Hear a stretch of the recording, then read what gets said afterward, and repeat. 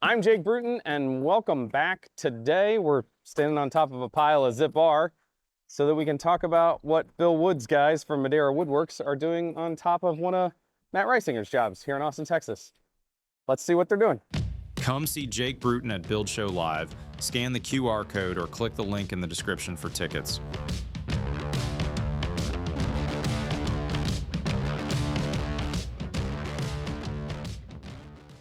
Okay, so the conversation for years now has been, can we put Zip R on a roof? And I happen to be in Texas while Matt and his guys at Reisinger Build are doing it on one of their projects. So apparently we can. So let's talk about what we do in this situation, the why you might want to do it, and I don't know, maybe I would, maybe I wouldn't.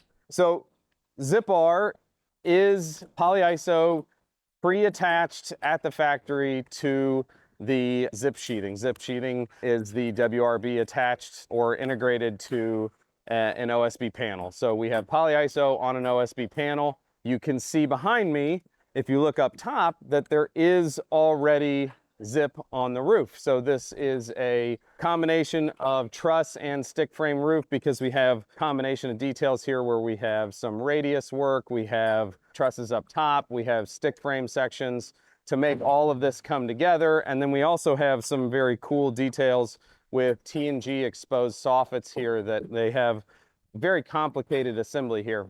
All of that is then sheeted and taped with 5/8 zip. That's the red zip that you can see that went down first. And then they're adding what looks like 2-inch Zip R. That is a Zip R9. So this assembly will be Zip R9 above their roof deck, and then they'll have to insulate on the bottom side of that as well. That Zip R9 on the top is then continuous, right? It is completely covering all of the roof deck. It is completely covering all of those framing members. It is in essence no different than putting Zip R on the outside of the wall sheathing, and we get a benefit out of that, right? We get to reduce those thermal bridges. We get a higher R value because it's not broken by all those framing members. However, Zip System has not endorsed this or had a method for this published up to this point. They have quietly had this method published for a little while. And so there's a couple things that they're doing here that were unexpected to me. Number one, you can't just go Zip R onto your framing members. Their concern, I'm told by part of their tech department, is the polyiso directly down onto a framing member over time. That snow load potential, I know we don't get that in Austin, Texas, but a snow load potential could crush that poly and make your roof decking potentially wavy over time. So that's why they want a layer of structural sheathing first. Then you have the concern of if we're gonna put air impermeable insulation underneath and polyiso, the Zip R on top, now we have a potential for some sort of vapor sandwich if we ever had moisture intrusion. That limits our drying. They're also specifying Delta's Trella in between the layers. This is something that I was a little surprised by, and they're actually installing it with the facer side down so that you get the breathable layer up. That gives a little bit of a drainage plane or a space for some drying potential. I find that to be a little weird in the sense that like we're planning for water intrusion. I don't see where the water's coming from if you install a roof properly. I get that we do that with window installations because windows do leak from time to time.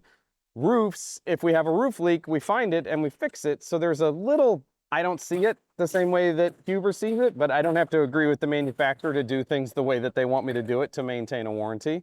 The challenge here for me is what instance am I going to use this type of assembly in? When we start talking about uphill insulation, that roof deck insulation, the percentage that you need to put outboard to justify doing it, Zip doesn't really make the Zip R side of things in a high enough percentage in most climate zones. Now, southern climate zones, it makes substantially more sense. For me, it probably makes the most sense when we're talking about south where we don't have a basement, and we're gonna have an unvented roof assembly, and we're gonna have the need to have a conditioned attic, and we're gonna use that attic for things like our mechanicals and storage and things. And then it also makes the most sense down here where we're gonna have not as much insulation in our attic as say we have in climate zone 8 or something like that. The other instance is when we're not able to use things like closed cell spray foam on the underside of the roof deck, because it potentially is a lot less work to just insulate on the underside. Now, I'm not saying not to do this. I'm saying I see a lot of alternatives that probably make more sense where I live than this method. And then sheeting the roof twice. I'm a big proponent of Zip-R on the walls. We use it on basically every building that we construct, every residential building we construct. And yet I'm gonna look at this and go, I don't see this the same way. I think that this works really well in the assembly that they have here because it makes sense. But we have 2 layers of roof decking. We have 2 layers, 2 passes around. And for me, this is the most expensive place to have to install sheathing. It's high up, it's on a pitch, and you can see everybody's tied off. Everybody's having to deal with cut it down here, haul it up, and install it. So I think the system's gonna work just fine. I think that it would be something that if Huber's going to promote this, which I don't think they are, they just happen to have a specification for it that Reisinger and the folks here are using, would be better off if they made a little bit thicker of polyiso. I don't think that they have the plans in mind to do so, but I think that that would be advantageous for a situation like this, like if they had a 4-inch assembly or something like that. So it's interesting. They don't have the spec published on their website at the time that we're recording this.